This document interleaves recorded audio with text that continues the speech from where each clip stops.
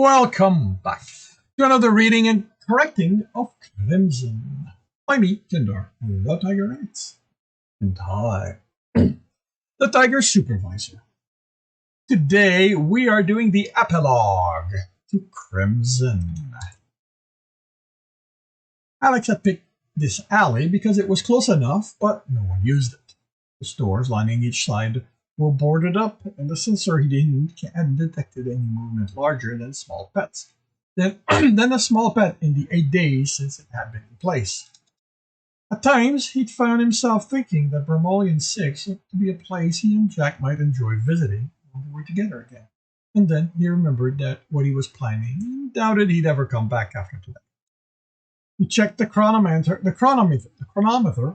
he'd bought the day after he'd arrived. One of the newer models, expensive but fully programmable with more features than he knew what to do with. The time function told him his iron hands were late. The vehicle turned into the alley, an unassuming gray hover car with a darkened window that let him see there were two occupants, but not who they were. It moved slowly to avoid scraping the buildings, as the alley wasn't much larger than it. It stopped a dozen feet away, and Alex waited. And on the blaster at his hip, the door opened partially and almost hit the wall. A young man in a pink shirt, red pants, and slicked black-green hair squeezed out. "Hey, boss," he said. "Sorry for being late. They closed the Ulcerson Bridge, and I didn't want to attract attention by flying over it." Alex nodded. "Flint?" He indicated the other occupant. "How about she gets out too?" "Don't you trust us? You're paying us after all." Alex smiled. "I'd like to make sure I'm still paying the same people I hired." Changes in the middle of a job tend to forecast trouble. The human leaned in the vehicle. "Come on, Liz. The boss wants to see your pretty face." The door opened, bouncing on the permacrete wall, making it wince.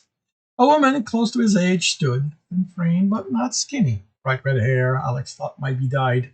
Her shirt was iridescent black and tight, making her breast more pronounced. "Is it in place?" Alex asked. "Yep. When we get the signal, have the city go dark," Flint answered. "But I have to say this, I'd prefer you pay us the rest of the money now, because you're not coming back. The law here doesn't kid about, not like it does in space.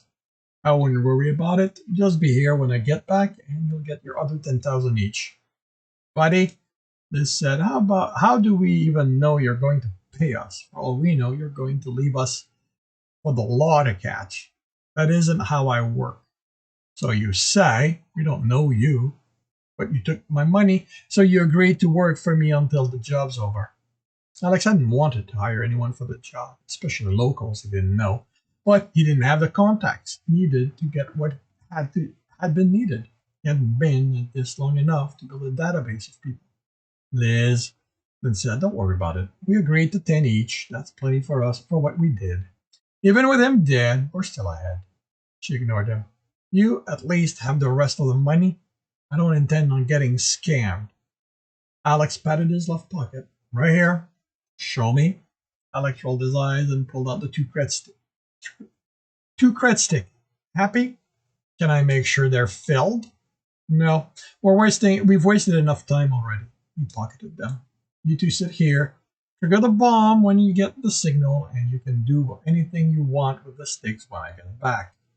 He turned to leave, but stopped. He took off the belt. The belt with the gun, and handed that to Flynn. "Can't really show up to a law station armed. Take care of this for me." He took out the one at the small of his back, a smaller model. Eyed Flint, filled the hand, then tossed it to Liz. "Hopefully this won't be too long. Sit tight." He hoped they wouldn't cause him any trouble.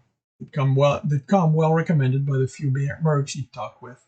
Resourceful and dependable when there was enough money involved. Of course, a love of money could bring its own set of problems, but hopefully Alex had paid them enough to ensure they wouldn't try to double-cross him. If they did, he'd deal with that too. The law station was an unassuming building 3 blocks away, with marked cars coming and going from the roof parking. Like he'd done for the previous 8 days, he put on the glasses before entering and went to the reception desk. "Yes, what's your complaint?" the irate man behind the counter asked. Alex smiled. "No complaint. I'm Harold Stinky. Stinksky. I have an appointment with Inspector Victor Barstone." The previous days he'd gone directly to the waiting area inside. "Let him know you're here. Just grab a seat." As he walked to one of the chairs, there was a flash of light.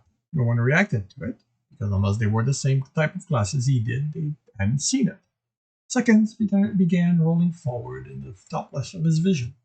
The flash had been one of the random scans the station ran, looking for complex programs. Security was understandably high at a law station. The primary way they ensured no one could access or compromise their records was that access to the open net was minimal, and none of the archive had a direct connection. The scan helped ensure that no one came in armed with programs to coerce the system into giving it what he wanted. He'd spent the previous 8 days sitting here, observing how they worked, but mainly tracking the scans. It wasn't quite random, or rather it was, but it always waited at least 5 minutes before running again. The light flashed, the timer stopped, and another one began running.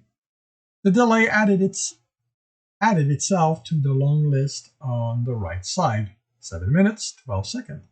This had been on a short one. The average was 14 minutes, 19 seconds. Two officers entered the waiting area and headed toward Alex. He didn't react, but he placed a hand inside his sleeve.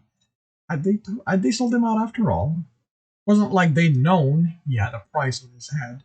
He dyed his hair blonde, darkened the skin, and gave himself green eyes. Not even close to the only description of him to have a price on his head. As far as he could tell, the trap ship had never regained its memory, but plenty of the guards on that ship had seen him among the crew, and it compiled the description. So there was someone who looked like him, currently worth 5,000. Inexplicably, he felt some pride at having a price on his head. The officer walked past him before a woman in the business and stopped before in the business. The officer walked past him to stop before a woman in a business suit. "Ma'am," one of them began. "Please stand." She did, a look of confusion on her face. The officer scanned her, then opened her jacket and pulled a data pad out of the inside pocket. "Data devices are prohibited within the station, ma'am. You can get this back from the reception when you leave." "But I need it for my meeting. The description of everything that was stolen is on there." "It isn't the only thing on there, is it?" "Well, no, it contains everything I need for my work and home." "We'll make sure the information pertinent to your case is available for the inspector you'll be talking to."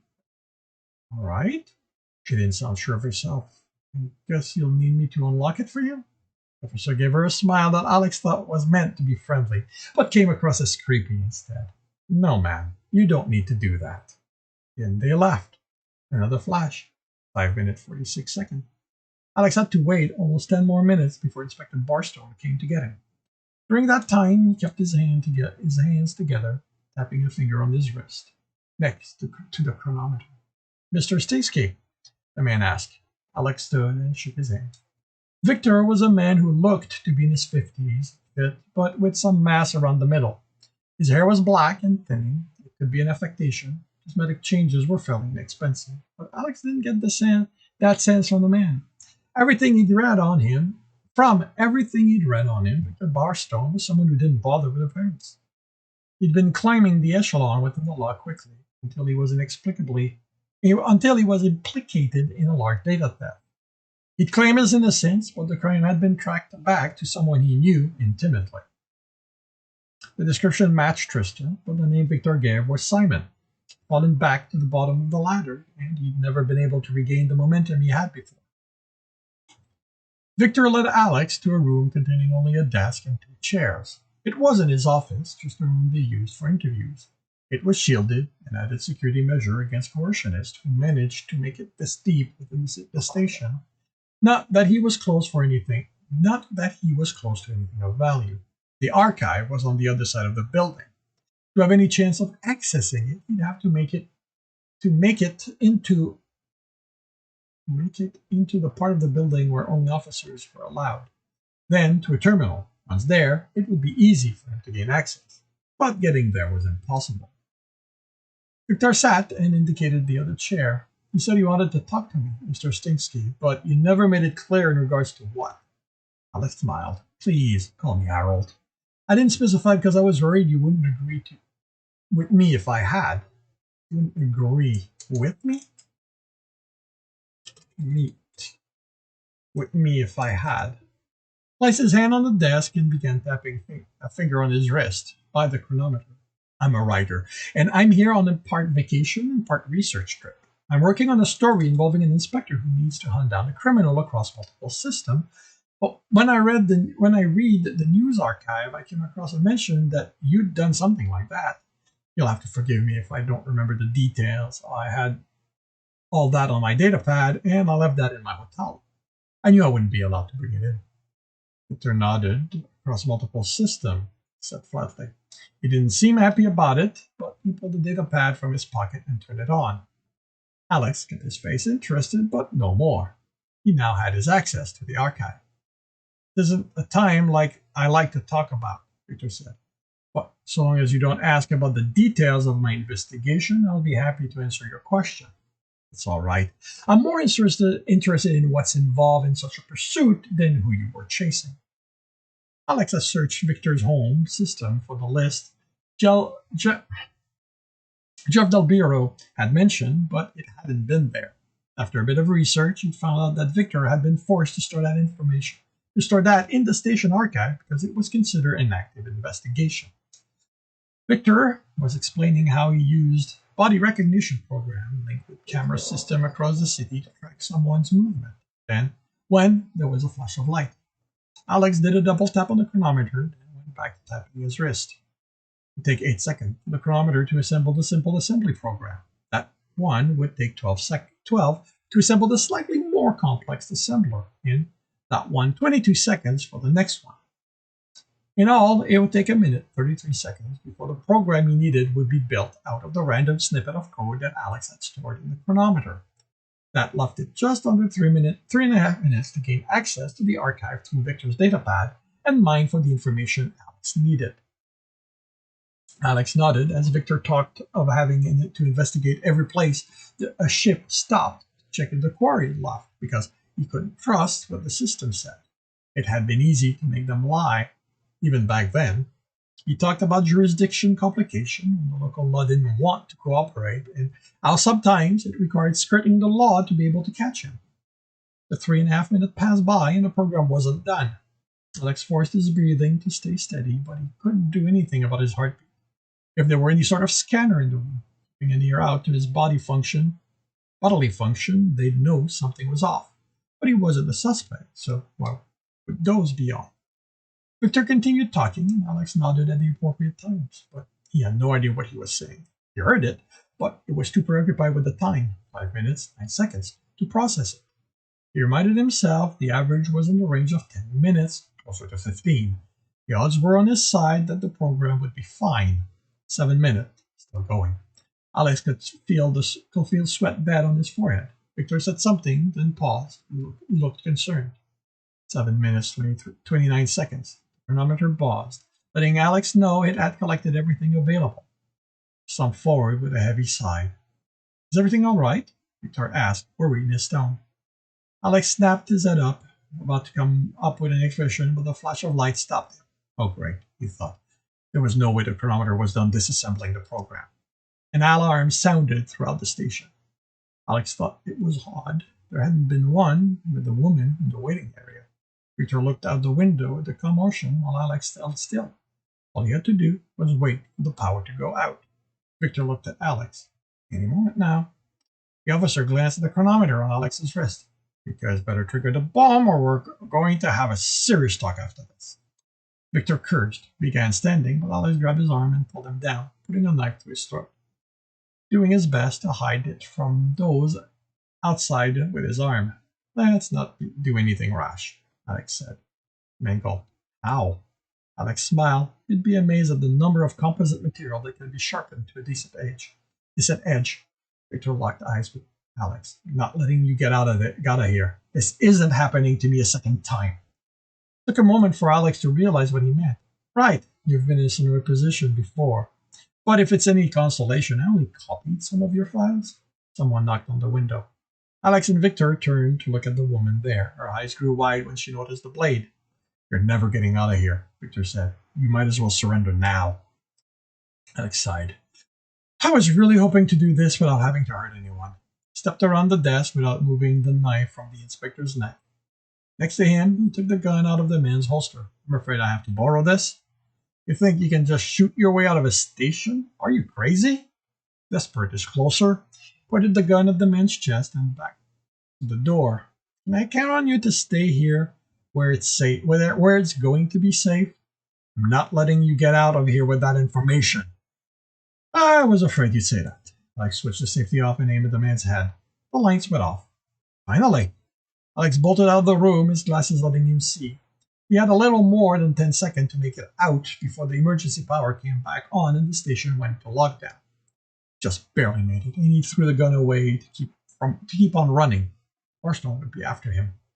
Took the first corner, heading away from Flint and Liz. He ducked into the first alley, went 2 blocks, then grabbed another alley and headed further away. He activated the command on his jacket, and his jacket turned brown. The name of the university where he bought it appeared on the back, with Frank over the left breast. He took a cap out of the inside pocket and put that over his head, tucking all the air under it. The shoulders widened, giving him a look of a sports star. Another command and the pants turned blue, faded at the knees. He stepped onto the street, not confident the automated surveillance system wouldn't catch him, and ambled his way back to the car. When he entered the alley, he was pleasantly surprised to see they were still there. Alex took off the jacket. Hey, boss, he called, sitting and leaning on the open car door. We're really sorry about the delay, he gave Liz a look. We had some technical difficulty on our sides. Alex waved that aside. Don't worry about it. It happened. That's all I care about. Let's get out of here. Alex stood and pointed her gun at Alex. How about we don't? Liz, what are you doing? Flint asked, a voice a mix of annoyance and fear. I'm thinking that with him busting a law station, someone's going to be willing to pay a lot of money to get their hands on him. Liz, we talked about this. He's paying us. She shrugged. We'll still get that money, but we'll get a bonus on top of that. She glared at him. Get a backbone, will you? With a sigh, Flint took the gun out of his holster and pointed it at Alex. Alex had let them come to their decision without interruption. And now he was looking at the muzzle of the guns he'd handed them. So, I'm guessing you're siding with her then? He asked. Yeah, sorry boss, but she's the love of my life. Alex nodded. I know something about the length we can go to for love. Ben smiled. Glad you understand. I really don't want this to be awkward. Is there anything I can say to convince you to put down the guns? No one has done anything we can't laugh about yet. I can still pay you, and we'll go on our separate ways. Oh, you'll pay us, Liz said, right now. Then I'm calling the law to find out what they're willing to pay to get you back. Hand over the sticks. Hand the sticks over. Last chance for you to talk some sense into your girlfriend, Flint. He shook his head. Just do as she said. As she says, it's easier that way. Okay. You can't say I didn't try. Alex put a hand in his right pocket and closed it around the device there. Wait a minute, Flint said. The sticks are in. The gun in his hand exploded in an intense flash of light. Before he could start screaming, Liz's gun did the same. Alex took the glasses off. It had gone dark to protect his vision. Flint was on the ground, cradling his arm. The end of it burnt black. The explosion had been so hot it cauterized the injury. Alex had made sure of that. He didn't want them to bleed out. He squeezed between the door and the wall, then pulled the man behind the car. He did the same with Liz, closing the door in the process. With a gasp of pain, she cursed him. He leaned against the back of the car, looking at them. 2 things, he said. First, don't double-cross the guy who paid you for the job. I don't care how much money you think you can get out of it. It's not a good policy. Second, if you are going to double-cross him, for the love of the universe, don't use the guns he handed you himself. He walked around the car and got behind the wheel. He looked out the back. Oh, and thanks for the ride. I'll leave it at the spaceport for you to pick up. Closed the door and carefully pulled out the alley. Hopefully, the driving simulation he put himself through would let him get to the port without damaging it too much. And this concludes Crimson, Book 2 in the Tristan series. If you enjoyed this, please leave a like. If you want to know when the next book's going to start, subscribe and hit the bell. If you want to read the other books in the series, you've made it this far, if you want to reread this one too, they're available on all major e-retailer. If you want to support me, get access to this book, the others, and basically everything I've written, you can do that on my Patreon. And if you want to listen to me doing these live, it's on Twitch every Tuesday morning at 8 a.m. Eastern Time. And with that, I shall wish you a good day.